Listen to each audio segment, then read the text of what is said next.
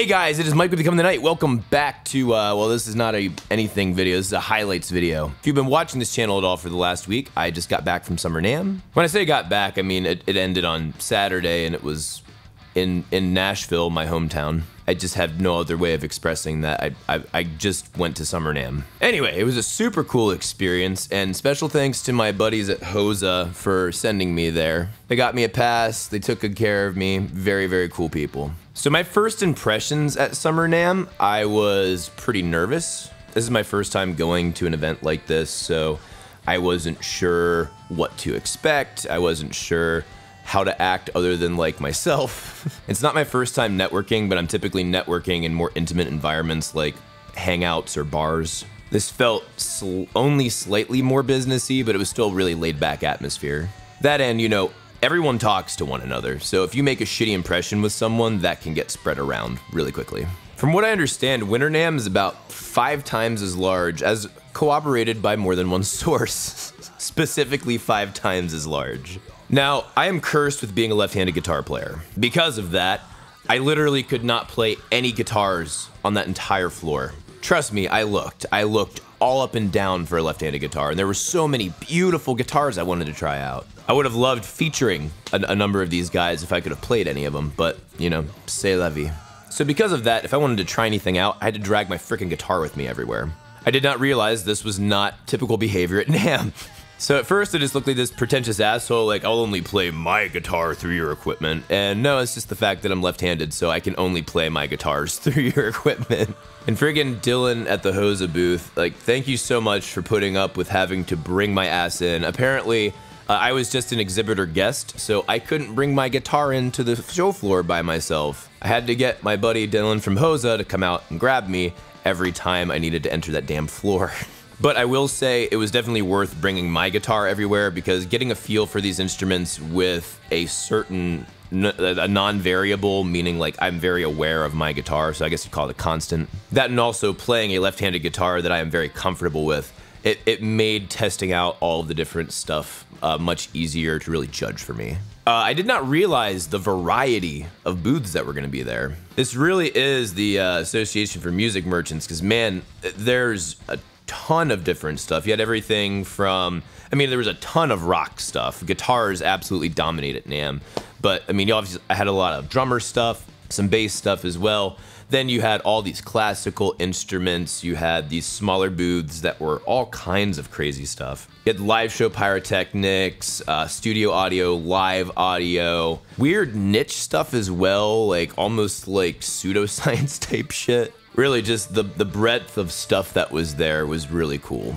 So starting off with a couple personal highlights. Samurai Guitarist hit me up ahead of Summer NAMM and said he was coming down and wanted to meet up, and I was like, absolutely. He invited me out to this barbecue that they had at the Gibson Custom shop. That was awesome. First, let me say that the employees at the Gibson Custom shop are really cool. You can tell they absolutely give a shit about their work and about their guitars. Each one of those guitars has love put into them. There's no shortcuts, there's no assembly line. As stated before, as a left-handed guitar player, I rarely get to play guitars that are worth more than $300. The most expensive guitar I had played up to that point was a $2,000 blues acoustic guitar, which, while it was nice, definitely was not my style. They had a left-handed SG Custom reissue that I got to play, and holy shit, I instantly fell in love. It did not take long for me to say, yeah, I love this guitar. If he named a price, I would have handed him cash, straight up. My God, was that guitar beautiful. And they also had a left-handed Les Paul 59 Special, man, and holy crap, that was a cool guitar. So I finally got to meet Samurai Guitarist in person. He is an awesome person. We had many really cool conversations about multiple subjects. We were very honest with one another about our thoughts on things. There was a couple of other YouTubers who showed up to that event. There was Marty Schwartz, there was Tyler from Music Is Win. I got to have a pretty good talk with Tyler. You can definitely tell that guy is very motivated. He has a plan, he has a vision, and I absolutely respect that. As a matter of fact, I would say my biggest takeaway from NAMM in general was my meeting of all of these different YouTubers and me, Samurai Guitarist, and Tyler got to hang out a little bit after the event, and we got to discuss more of like, you know, personal life, YouTube and shit. And it really highlighted for me what I need to do, what I'm not doing, what I am doing that I need to stop. These guys have very successful channels, and they have really dedicated fan bases. And not to say that my fan base isn't dedicated, but I definitely could have room for improvement myself. I would consider that perspective and that ability to finally talk to someone that understands my plight invaluable. Oh, I also got to meet Dovidas. He wasn't at the Gibson Custom shop. He was actually at the Boss booth. Apparently he is I don't know if it's a signed artist or whatever. He's an artist with them, and he was a really cool dude. I was like, where are you from? He's like, oh, we live in Sarasota, but I'm from Lithuania. I'm like, dude, I'm quarter Lithuanian. My dad's half Lithuanian. Here's my last name. I showed him my last name. He's like, oh, this is awesome. Takes a picture of it and shit. It's cool, man. So now for some booth highlights. First one I'd like to address is MagSlide. These guys are a Kickstarter. It's a magnesium-coated lightweight slide. I don't remember all of the interesting things about it. I know that there's like different dimensions on the inside of it that makes it easier for your finger just to slip in and stay put.